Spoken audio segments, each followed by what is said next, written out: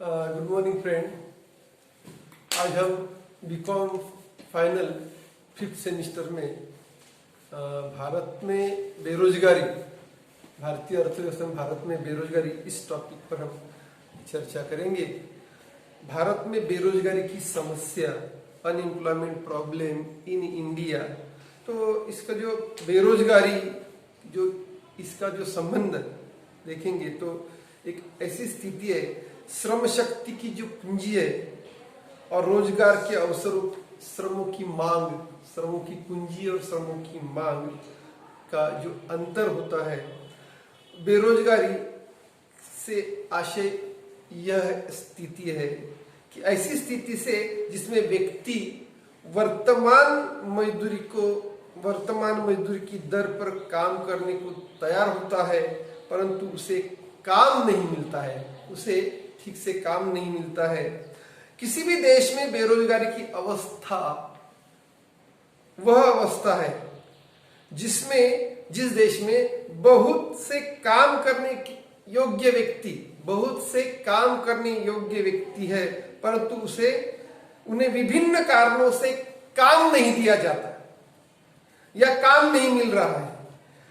बेरोजगारी का अनुमान लगाते समय केवल उन्हीं व्यक्तियों की गणना की जाती है जो काम करने के योग्य है या काम करने के इच्छुक है या वर्तमान मजदूरी पर काम करने के लिए तैयार होते हैं, या उन व्यक्ति काम करने योग्य है या काम करने से इच्छुक है या वर्तमान मजदूरी पर काम करने के लिए तैयार है। उन व्यक्तियों की संख्या इसमें मानी जाती है कि जो काम करने के लिए योग्य नहीं है, जैसे बीमार है, बूढ़े हैं, विद्यार्थी है, बच्चे हैं आदि, वे जो बेरोजगारी की में सम्मिलित नहीं किया जाता उनको। तो इस प्रकार जो लोग काम करना ही पसंद नहीं करते या उनकी जो गणना करना है उसके संदर्भ में, तो उनकी गणना भी बेरोजगारी में नहीं की जाती है। तो इस बारे में प्रोफेसर पीगू का यह मत है कि एक व्यक्ति को उस समय ही बेरोजगार कहा जाएगा जब उनके पास रोजगार का कोई साधन नहीं है, यानी रोजगार का उसके पास कोई साधन नहीं है, परंतु वह रोजगार प्राप्त करना चाहता है। उसके मन में एक इच्छा है, काम करने की पीड़ा है, उसके मन में काम करना चाहता है लेकिन काम नहीं मिलता या काम करने योग्य है, he should be qualified for the purpose of getting job, but he does not get that job at the time of making his demand. तो भारत में बेरोजगारी की कई प्रकार की समस्याएं हम बात करेंगे, बेरोजगारी के कारण या बेरोजगारी के दुष्परिणाम, इस पर हम बात करेंगे। जैसे कि भारत में बेरोजगारी के भिन्न भिन्न कारण उसमें पाए जाते हैं। जैसे कि हम देखते हैं कि एक सामान्य कारण और विशेष कारण, जैसे कि जनसंख्या में तीव्र वृद्धि, ये भी एक महत्वपूर्ण कारण माना जाता है। नियोजन में कई दोष, भारतीय आर्थिक नियोजन में कई मात्रा में दोष दिखाई देते हैं, उस पर भी एक समस्या, एक रीजन दिखाई देता है। आर्थिक विकास की धीमी गति अगर होती है तो उसमें भी बेरोजगारी का एक कारण दिखने लगता है। जब यांत्रिकीकरण देश में बढ़ाया जाता है, यांत्रिकीकरण यह एक कारण, बेरोजगारी का एक कारण दिखाई देता है। स्त्रियों द्वारा नौकरी करना, यह भी एक बेरोजगारी का कारण दिखाई देता है। उत्पादन के साधनों की अपर्याप्त मात्रा, यह भी एक बेरोजगारी का कारण दिखाई देता है। गिरता हुआ निर्भरता अनुपात, ये भी एक सामान्य कारण दिखाई देता है। जैसा कि ग्रामीण या अदृश्य बेरोजगारी के संदर्भ में देखेंगे तो उसमें भी कई प्रकार के भिन्न भिन्न कारण दिखाई देते हैं। जैसा कि कृषि की मौसमी प्रकृति, बढ़ता हुआ जनाधार या जनभार, ग्रामीण क्षेत्र में व्यापक निरक्षरता, पूंजी का अभाव, सामाजिक स्थिति, सहायक उद्योग धंधों का अभाव, श्रमिकों की गतिहीनता, इस प्रकार के ग्रामीण या अदृश्य बेरोजगारी के कारण दिखाई देते हैं। जैसे कि विशेष कारण देखेंगे तो नगरीय या शिक्षित बेरोजगार के संबंधी भी कई प्रकार के कारण दिखाई देते हैं, जैसे कि दोषपूर्ण शिक्षा प्रणाली, भारत में दोषपूर्ण शिक्षा प्रणाली, या प्रतिकूल उत्पादन तकनीकी का एक चुनाव, या विकास की धीमी गति, विनियोग का निम्न स्तर, निजी क्षेत्र से सक्षम अनिश्चितता, शिक्षितों का दृष्टिकोण, व्यावसायिक शिक्षा की धीमी गति, रोजगार मार्गदर्शन का अभाव, ऐसे कई प्रकार के कारण हम इसका स्पष्टीकरण देखेंगे। जैसे कि सामान्य कारण general causes of unemployment in India, उसमें हम जनसंख्या में तीव्र वृद्धि, तो तीव्र वृद्धि इसमें जो रैपिड इंक्रीज इन पॉपुलेशन, तो बेरोजगारी में तीव्र गति से वृद्धि का मुख्य एवं महत्व कारण माना जाता है जो बढ़ती हुई जनसंख्या। इस बढ़ती हुई जनसंख्या में 2.5% की दर से जनसंख्या बढ़ रही है, जबकि रोजगार की सुविधाएं अगर देखेंगे तो उस दर से नहीं बढ़ रही है। यहां प्रति वर्ष 70 या 75 लाख से 90 लाख तक, 75 लाख से 90 लाख तक व्यक्ति रोजगार चाहने वालों की संख्या में जुड़ जाते हैं। इसमें इस तरह से जनसंख्या में वृद्धि पाई जाती है। जहां तक 1.3% जनसंख्या रिड्यूसिंग रेशियो में है, फिर भी बेरोजगारी हमारे देश में बड़ी मात्रा में बढ़ रही है। नियोजन में वृद्धि या नियोजन में कई प्रकार की नियोजन में दोष या खामियां दिखाई देती है। भारतीय अर्थव्यवस्था की जो नियोजन व्यवस्था है, वो नियोजन व्यवस्था में या नीति आयोग की अवस्था में काफी दोष दिखाई देते हैं। देश में जब से 1951 से नियोजन का कार्य चल रहा था, तो यह नियोजन त्रुटिपूर्ण हो रहा था। जब भी योजनाएं बनती थी, पंचवार्षिक योजनाएं गठित की जाती थी, तो उसमें नियोजन त्रुटिपूर्ण रहा था। इसमें रोजगार मूलक नीति का प्रतिपादन नहीं किया गया। रोजगार विमुख जो योजनाएं बनानी चाहिए थी, वो रोजगार विमुख योजनाएं न बनाने के कारण कई मात्रा में उसमें खामियां रही। परिणाम ऐसा हुआ कि बेरोजगारी दिन ब दिन बढ़ते रही, उसकी वृद्धि होती रही। तो आर्थिक विकास की धीमी गति, ये भी एक रीजन माना जाए। आर्थिक विकास की धीमी गति, रोजगार की मात्रा में वृद्धि आर्थिक विकास की दर पर भी निर्भर करती है। जब आर्थिक विकास की दर तीव्र हो जाती है, किसी भी देश के आर्थिक विकास की दर तीव्र हो जाती है, तो रोजगार के अधिक अवसर बड़ी मात्रा में उत्पन्न होते हैं, रोजगार के अवसर में वृद्धि होती है। यह परिणाम यह होता है कि बेरोजगारी बड़ी मात्रा में बढ़ती जाती है। तो इसलिए इस स्थिति का जो विवेचन हमारे देश में, जो slow rate of economic growth, आर्थिक विकास की धीमी गति हमारे देश में बड़ी मात्रा में दिखाई देती है। यांत्रिकीकरण, मैकेनाइजेशन कहते हैं, तो यांत्रिकीकरण या मशीनीकरण का युग आज हम देखेंगे। तो भारत विकासशील देश होने के कारण यांत्रिकीकरण एवं अभिनव योजना, इनोवेटिव सिस्टम की और बड़ी मात्रा में भारत की अर्थव्यवस्था या भारत का नियोजन बड़ी मात्रा में बढ़ रहा है। तो देश में स्वयंचलित मशीनें बड़ी मात्रा में लगाई जा रही है। देश में मशीनीकरण का बड़ी मात्रा में इंस्टॉलेशन हो रहा है।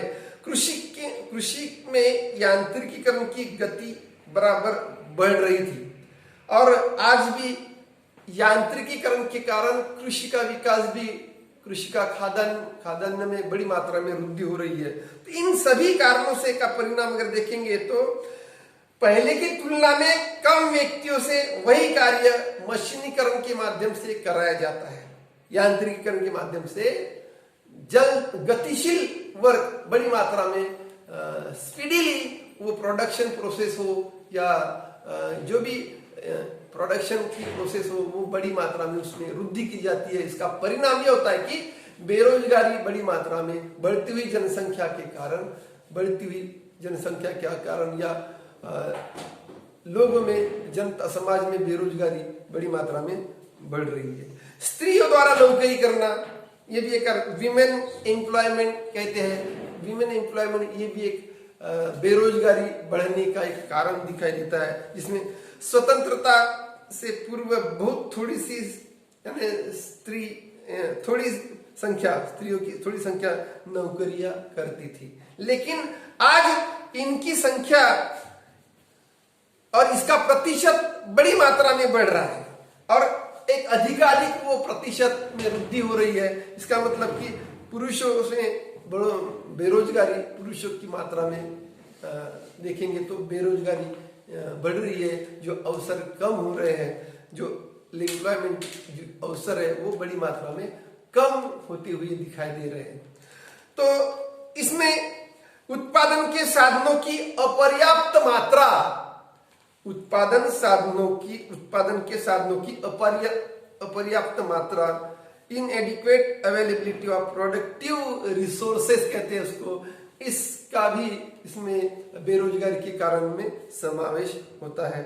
भारत में बेरोजगारी का कई अन्य कारण हम देखते हैं कि उत्पादन के साधनों की अपर्याप्त मात्रा के कारण, अपर्याप्त मात्रा उपलब्ध है। और उदाहरण के लिए अगर देखेंगे तो कृषि में जो सिंचाई होती है, वो सिंचाई की कमी के कारण भूमि का पूर्ण वर्ष उपयोग नहीं हो पाता है।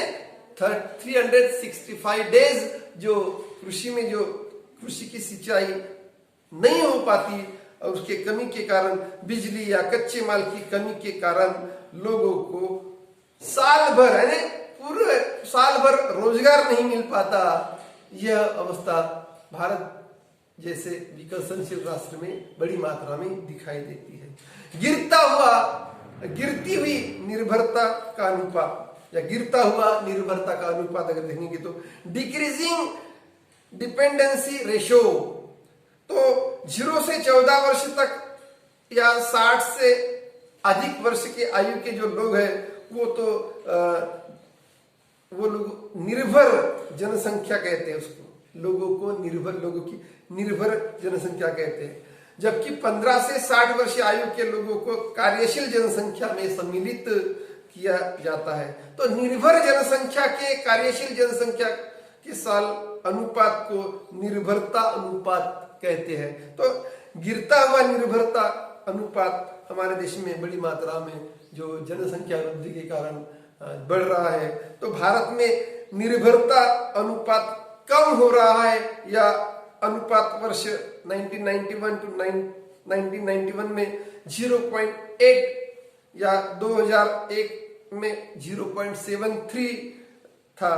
तो 2013-14 में देखेंगे तो 0.55 होने की उम्मीद थी, तो वो उस तरह से बढ़ता रहा। आज अगर देखेंगे तो 1.3% से जो अनुपात मिल रहा है कि जो पॉपुलेशन रिड्यूसिंग हो रही है, लेकिन प्रॉब्लम ऐसे क्रिएट हो रहा है कि यांत्रिकीकरण होने के बावजूद भी हमारे देश में जो पॉपुलेशन कम होने की संभावना भी मिलती है। फिर कई मात्रा में, जैसे कि प्राकृतिक आपदा के कारण या कोविड-19 के कारण या कई बाढ़ आती है, भूकंप आता है, तो कई प्रकार की हानियां होती है, विपत्तियां आती है। तो इसके कारण भी उद्योग चौपट हो जाता है, उद्योग धंधा या चौपट हो जाता है, बाजार चौपट हो जाता है। तो इसके कारण बेरोजगारी बड़ी मात्रा में बढ़ती है। जब मुद्रा अपस्फीति होती है या मुद्रास्फीति होती है, मुद्रा अपस्फीति में तो भयावह स्थिति, मंदी के अवस्था में तो बेरोजगारी की भयावह स्थिति देखने को मिलती है, क्योंकि उद्योग व्यवस्था, बिजनेस सेक्टर में क्राइसिस आता है और वो उत्पादन रिड्यूस होने के कारण बाजार में उत्पादन की खपत नहीं होती है। तो इससे बड़ी मात्रा में बढ़ती हुई बेरोजगारी दिखती है। तो भारत में यह स्थिति अभी भी बरकरार है, ऐसा दिखाई देता है। तो ग्रामीण या अदृश्य बेरोजगारी संबंधी कई प्रकार के कारण हम बता सकते हैं, जैसे कृषि की मौसमी प्रकृति। तो भारत देश कृषि प्रधान देश माना जाता है और आज भी अनेक राज्यों में कृषि मानसून की वर्षा पर बड़ी मात्रा में निर्भर है। जैसे कि 65% लोग कृषि पर निर्भर है, लेकिन भारत की कृषि मानसून पर निर्भर है।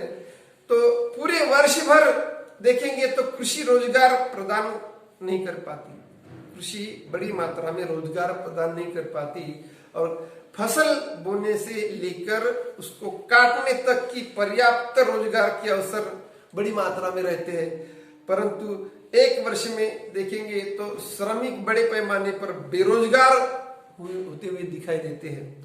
भारत में ग्रामीण क्षेत्रों में बेरोजगारी का यह एक बड़ा कृषि की मौसमी प्रकृति, ये भी एक रीजन बड़ी मात्रा में माना जाता है, क्योंकि ये भारत में मानसून लहर अपने मानसून जो आता है वो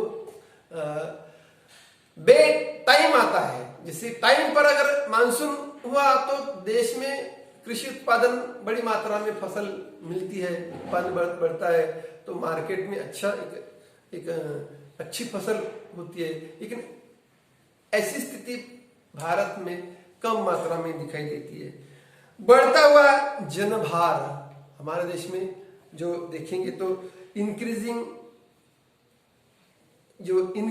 प्रेशर ऑफ पॉपुलेशन कहते हैं, बढ़ता हुआ जनभार, जनसंख्या की वृद्धि से कृषि भूमि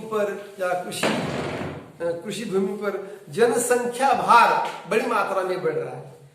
आवश्यकता से अधिक जनसंख्या होने की उपलब्ध कृषि पर छिपी हुई बेरोजगारी के आकार में वृद्धि हो रही है। और औसतन अगर देखेंगे तो ग्रामीण परिवारों का स्तर कम हुआ है और प्रति व्यक्ति आय उनमें गिरावट हुई, प्रति व्यक्ति आय में बड़ी मात्रा में गिरावट हो रही है। तो बेरोजगारी के बढ़ती हुए रीजन में देखेंगे तो जनसंख्या का हुआ जनभार, ये भी एक रीजन देखने को मिलता है। ग्रामीण क्षेत्र में व्यापक निरक्षरता, अब ग्रामीण इलाकों में देखेंगे तो निरक्षरता बड़ी मात्रा में दिखाई देती है। Mass illiteracy in rural sector, Bharat में ग्रामीण क्षेत्र में निरक्षरता का व्यापक स्तर दिखाई देता है और आज भी वो विद्यमान है। तो इससे ग्रामीण क्षेत्र में अकुशलता में वृद्धि दिन ब दिन हो रही है। और यही नहीं, निरक्षरता ग्रामीण भागों में निरक्षरता का विशेष जो प्रकार दिखाई देता है। तो प्रशिक्षण प्राप्त करने में बड़ी मात्रा में बाधाएं उत्पन्न होती है। जो एजुकेशन सेक्टर देखेंगे तो वो भी उसमें कम दिखाई देता है।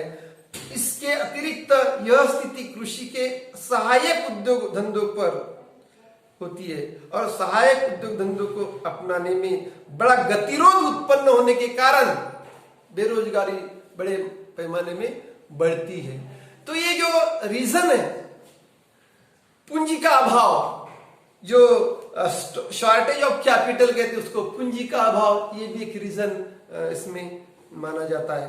भारत में जो कृषकों की आर्थिक स्थिति अत्यंत दयनीय दिखाई देती है, अति दयनीय दिखाई देती है और कृषकों की आय कम होने के कारण, जो काश्तकारों की आय कम होने के कारण अधिक बचत नहीं हो पाती और उसके पास पर्याप्त मात्रा में पूंजी न होने के कारण या पूंजी की कमी के कारण किसानों के पास कृषि से संबंधित जो पूंजी के साधनों का जो अभाव बनाए रहता है, तो उसके कारण जो कई प्रकार के वैकल्पिक कार्य उनको उपलब्ध नहीं हो पाते या जो कृषि में जो भी साधन चाहिए उनको कृषि करने में, वो साधन पर्याप्त मात्रा में समय पर न उपलब्ध होने के कारण कृषि उत्पादन या कृषि की जो उत्पादन नहीं प्राप्त कर पाते।